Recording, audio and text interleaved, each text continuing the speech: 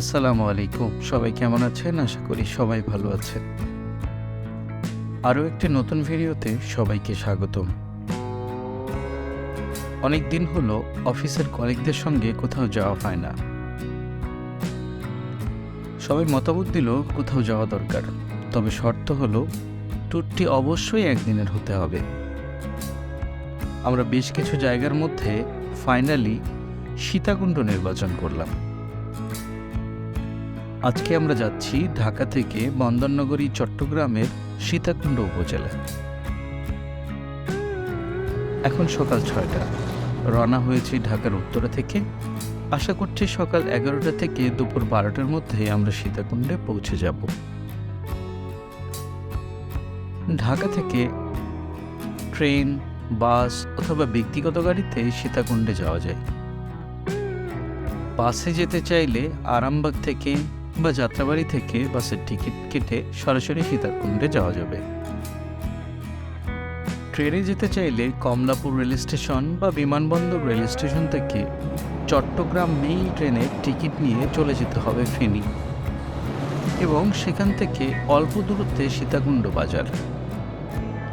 আর বাজার থেকে অটোরিকশা বা সিএনজির মাধ্যমে ট্যুরিস্ট প্লেসগুলোতে যাওয়া যায়। তবে আমরা আমাদের ব্যক্তিগত গাড়িতে যাচ্ছি। আমাদের ভ্রমণ গন্তব্য চন্দ্রনাথ পাহাড় ও গুলিয়াখালী সি বিচ। চন্দ্রনাথ পাহাড়ে যাবার দুইটি রাস্তা, একটি হলো সীতাকুণ্ড বাজার দিয়ে এবং আরেকটি হলো সীতাকুণ্ড ইকো পার্কের ভেতর দিয়ে। আমরা বেছে নিয়েছি সীতাকুণ্ড ইকো পার্কের রাস্তাটি, কারণ একে তো ইকো পার্ক দেখা হবে, দ্বিতীয়ত চন্দ্রনাথ পাহাড়ে ওঠার জন্য অনেক দূর গাড়ি নিয়ে যাওয়া যাবে। সেক্ষেত্রে আমাদের কম হাঁটতে হবে। তাছাড়াও এই রোডে কয়েকটি ঝর্ণা রয়েছে, সেগুলো ভিজিট করা যাবে। সাধারণত এত সকালে কোথাও যাওয়া হয় না। এই স্নিগ্ধ সকালে আমরা ছুটে চলেছি। এখনো সূর্যের আলো মহাসড়কে পড়েনি। অপরূপ সুন্দর ও স্নিগ্ধ এক সকাল। আমরা চলেছি নতুন গন্তব্যের পানে, কিন্তু সেই সকালে বের হয়েছি, তাই পেটে দানা পানি পড়েনি। আপাতত আমাদের গন্তব্য কুমিল্লা মিয়ামি হাইওয়ে রেস্টুরেন্ট। সবাই বেশ ক্ষুধার্ত, সেখানে গিয়ে আমরা সকালের নাস্তা করব।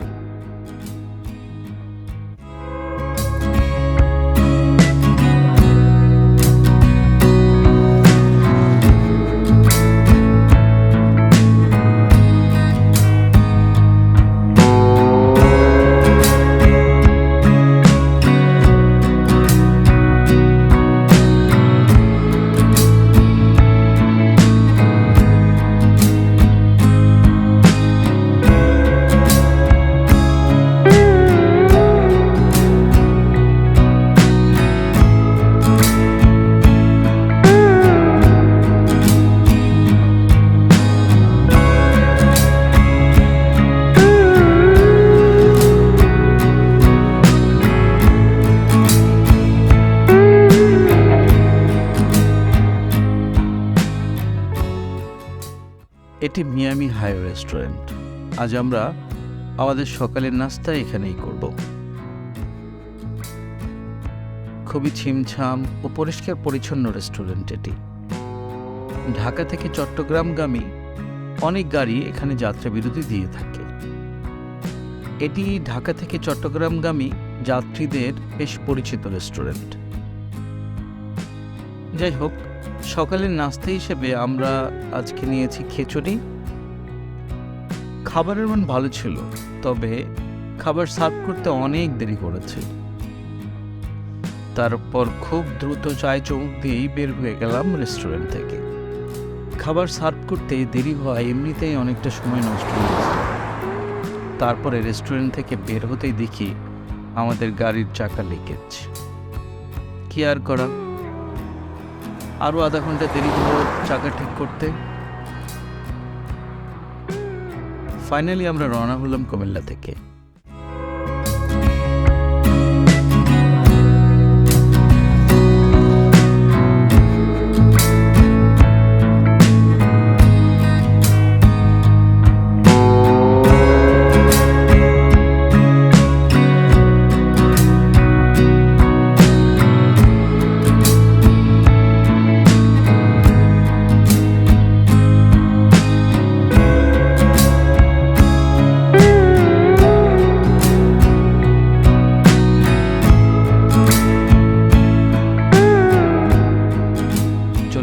Sitakunda eco park.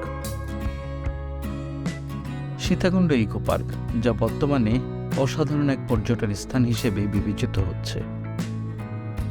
এখানে সহস্রধারা ঝর্ণা এবং সুপ্তধারা ঝর্ণা নামে দুটি অনিন্দ্য সুন্দর ঝর্ণা রয়েছে। এছাড়া সীতাকুণ্ড ইকো পার্কে রয়েছে অসংখ্য দুর্লভ প্রজাতির গাছ, বোটানিক্যাল গার্ডেনে রয়েছে অর্কিড হাউস, যেখানে প্রায় 50 ধরনের দেশি বিদেশি বিভিন্ন প্রজাতির অর্কিড সংরক্ষিত রয়েছে। পাহাড়, বৃক্ষরাজি, বন্যপ্রাণী, ঝর্ণা, পাখির কলরব ইকো পার্কটিকে আরও সমৃদ্ধ করেছে। উঁচু নিচু পাহাড়, বানর, খরগোশ এবং হনুমান সহ বিভিন্ন বন্যপ্রাণীর সমাহার।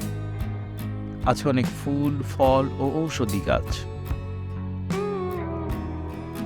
ইকো পার্কে প্রবেশ করলেই একটি বড় ডিসপ্লে চোখে পড়ে। এই ডিসপ্লেতে ইকো পার্কে আসা সমস্ত পর্যটকের ইকো পার্ক সম্বন্ধে ধারণা দেয়া আছে। গাড়িসহ ইকো পার্কে প্রবেশ করতে 80 টাকা লাগে, আর গাড়ি ছাড়া প্রবেশ করতে 20 টাকা লাগে। সীতাকুণ্ড ইকো পার্কে চাইলে পিকনিক করতে পারবেন। এখানে পর্যাপ্ত খাবার পানি, রেস্ট হাউস, টয়লেট ইত্যাদি সুবিধা সহ পিকনিকের জন্য রয়েছে যাবতীয় আয়োজন। চলুন পার্কটি আমরা একটু ঘুরে দেখি, এরপর আমরা ঝর্ণা দেখতে যাব।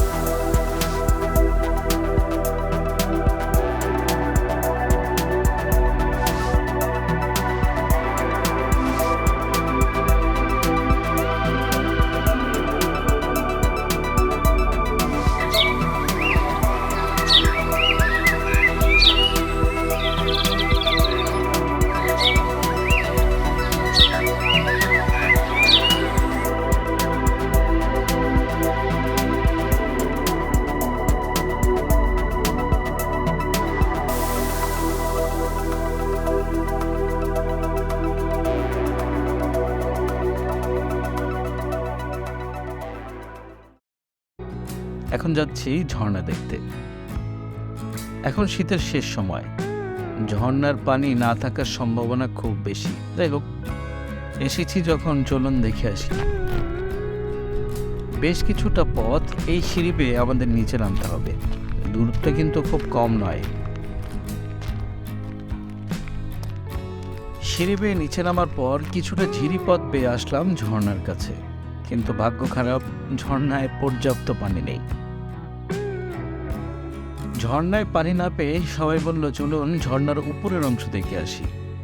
যেই কথা সেই কাজ, পাহাড় বেয়ে উঠে পড়লাম ঝর্ণার উপরে, কিন্তু সেখানেও পানির খোঁজ পেলাম না। তবে পাহাড়ে উঠানামা বেশ অ্যাডভেঞ্চারাস ছিল।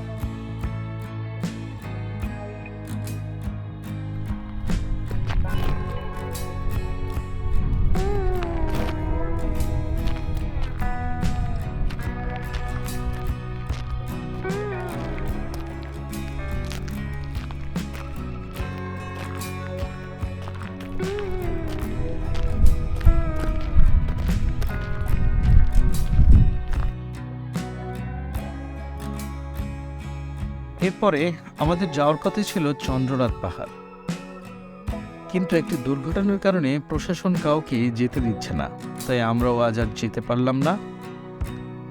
পার্কের সামনের একটি রেস্টুরেন্টে আমাদের খাবার অর্ডার করলাম। এই ফাঁকে সবাই পার্কের সামনে থেকে তাদের ফ্যামিলির জন্য বা প্রিয়জনের জন্য কিছু কেনাকাটা করছে।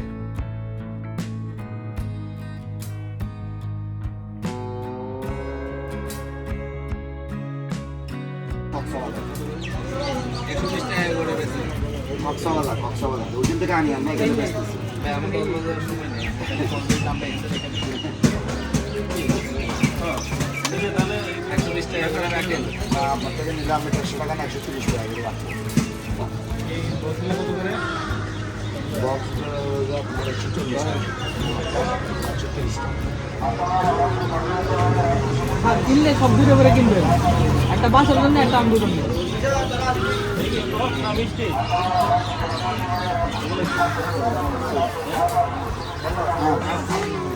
নেবেন আপনি? না না 130 টাকা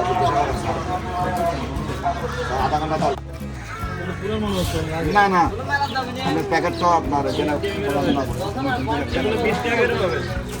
30 টাকা থেকে কম হবে না। প্যাকেট আছে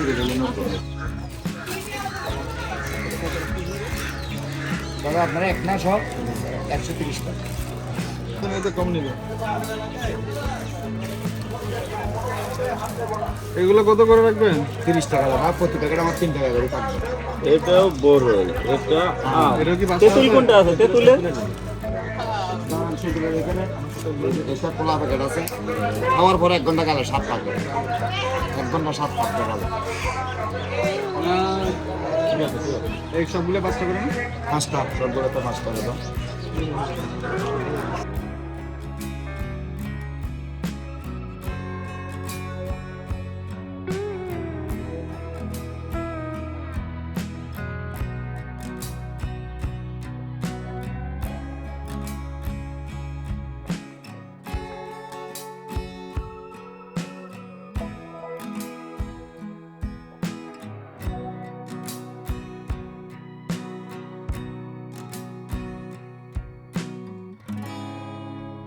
কেনাকাটা শেষে এখন আমরা রওনা দিয়েছি গুলিয়াখালী সি বিচের উদ্দেশ্যে।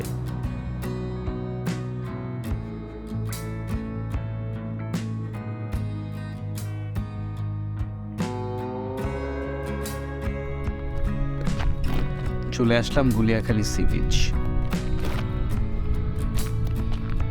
অনেকটা দূরে গাড়ি রেখে আমরা হেঁটে হেঁটে যাচ্ছি বিচের উদ্দেশ্যে। অনিন্দ সুন্দর গুলিয়াখালী সি বিচ। সি বিচকে সাজাতে প্রকৃতি কোনো কার্পণ্য করেনি। এদিকে দিগন্ত জোড়া সাগর জলরাশি, আর অন্যদিকে কেওড়া বন। এই সাগর সৈকতকে করেছে অনন্য। কেওড়া বনের মাঝ দিয়ে বয়ে যাওয়া খালের চারিদিকে কেওড়া গাছের শ্বাসমূল লক্ষ্য করা যায়। এই বন সমুদ্রের অনেকটা ভেতর পর্যন্ত চলে গেছে। এখানে পাওয়া যাবে সোয়াম্প ফরেস্ট ও ম্যানগ্রোভ বনের মতো পরিবেশ। গুলিয়াখালী সৈকতকে ভিন্নতা দিয়েছে সবুজ গালিচার বিস্তৃত ঘাস। সাগরের পাশে সবুজ ঘাসের উন্মুক্ত প্রান্তর নিশ্চিতভাবে আপনার চোখ জোড়াবে। বিচের পাশে সবুজ ঘাসের এই মাঠে প্রাকৃতিকভাবে জেগে উঠেছে আঁকাবাঁকা নালা। এইসব নালায় জোয়ারের সময় পানি ভরে ওঠে। চারপাশে সবুজ ঘাস, আর তারই মধ্যে ছোট ছোট নালায় পানিপূর্ণ। এই দৃশ্য যে কাউকে মুগ্ধ করবে। অল্প পরিচিত এই সৈকতে মানুষজনের আনাগোনা কম বলে আপনি পাবেন নিরিবিলি পরিবেশ। সাগরের এত ঢেউ বা গর্জন না থাকলেও এই নিরিবিলি পরিবেশের গুলিয়াখালী সমুদ্র সৈকত আপনার কাছে ধরা দেবে ভিন্নভাবেই। চাইলে জেলেদের বোটে সমুদ্র ঘুরে আসতে পারেন, সেই ক্ষেত্রে বোট ঠিক করতে দরদাম করে নিতে হবে। তাছাড়াও এখানকার বিচের সাইডের বাজার থেকে ফ্যামিলি বা প্রিয়জনের জন্য চাইলে কিছু কেনাকাটা করতে পারেন।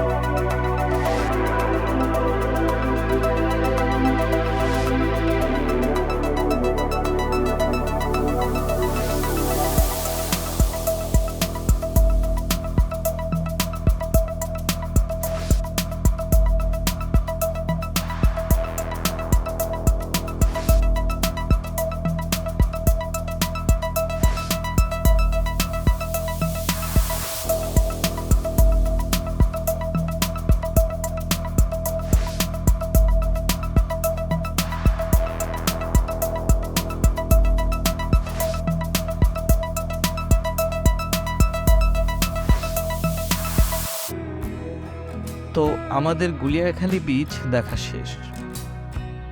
আমরা এখন ঢাকায় ফিরব। এখন সন্ধ্যা 6টা, আশা করি রাত 12টার মধ্যে আমরা ঢাকায় পৌঁছে যাব। প্রতিমধ্যে আমরা নূরজাহান রেস্টুরেন্টে ডিনার করে নেব। তো আজকের ভিডিও এ পর্যন্তই। ভিডিওটি যদি ভালো লাগে তবে লাইক করুন, শেয়ার করুন, সাবস্ক্রাইব করুন। সবাই ভালো থাকবেন, সুস্থ থাকবেন। পরবর্তী কোনো ভিডিওতে আবার কথা হবে। আল্লাহ হাফেজ।